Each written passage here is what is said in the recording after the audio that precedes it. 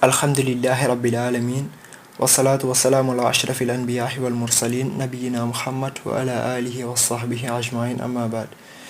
Donc ici, nous allons parler aujourd'hui du statut de celui qui abandonne la prière. L'imam Ibn Khuddam al-Mahdisi rahimahullah nous dit dans son livre Al-Mukhni. Donc Al-Mukhni, c'est le manuel de fiqh hanbalite le plus connu. Donc l'imam nous dit rahimahullah: wala khilafa bayna ahli al-ilm fi kufrihi man tarakaha jahidan li wujubiha. Il n'y a aucune divergence entre les savants quant à la mécréance de celui qui abandonne, c'est-à-dire la prière, en reniant son obligation. Iza kana mimman la yashkhalu misluhu zalika. Si une personne comme lui ne peut ignorer qu'elle est obligatoire. Par exemple, la personne musulmane avec ses parents musulmans qui vivent dans un pays musulman, cette personne-là ne peut ignorer l'obligation de la prière. Donc du coup, si elle ne prie pas, elle est bien mécréante. L'imam poursuit rahimahullah: فَإِنْ كَانَ مِمَّنْ لَا يَخْرِفُ وُجُوبًا. Par contre, si une personne telle que lui n'en connaît pas l'obligation, كَحَدِّيثِ الْإِسْلَامِ, comme celui qui vient de se convertir à l'islam, وَالنَّاسِ بِخَيْرِ دَارِ الْإِسْلَامِ, ou qui ne grandit pas dans une terre d'islam, أو بَهِدَةٍ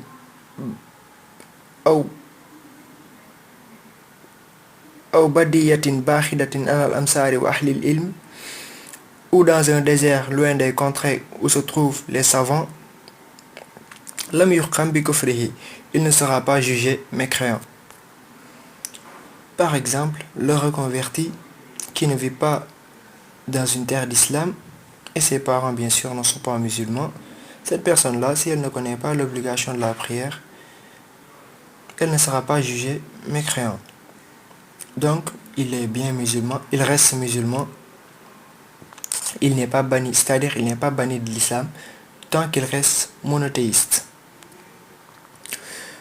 Wa khurafa zalika, il faut d'abord lui faire connaître, c'est-à-dire l'obligation de la prière. Wa tusbatu lahu adillahu wujubiha, et lui confirmer les preuves de son obligation.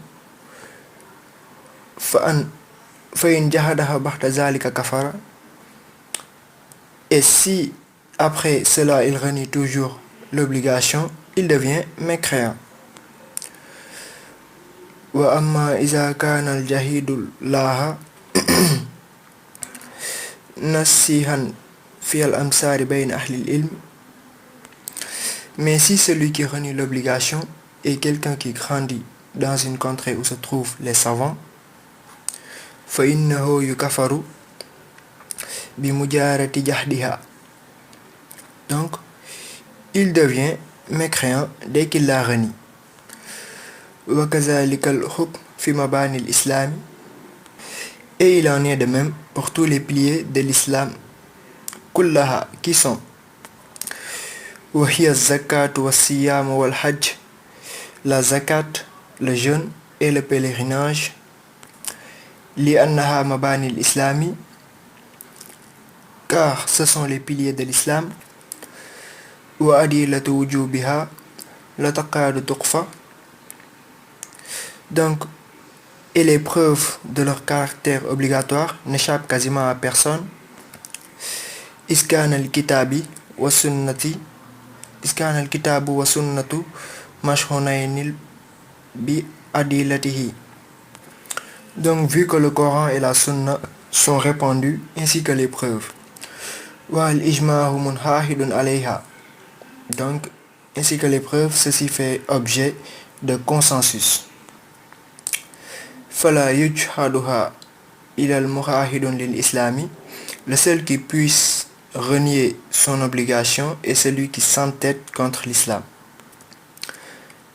يَمْتَنِعُ مِنَ الْتِزَامِ الْأَحْكَامِ, donc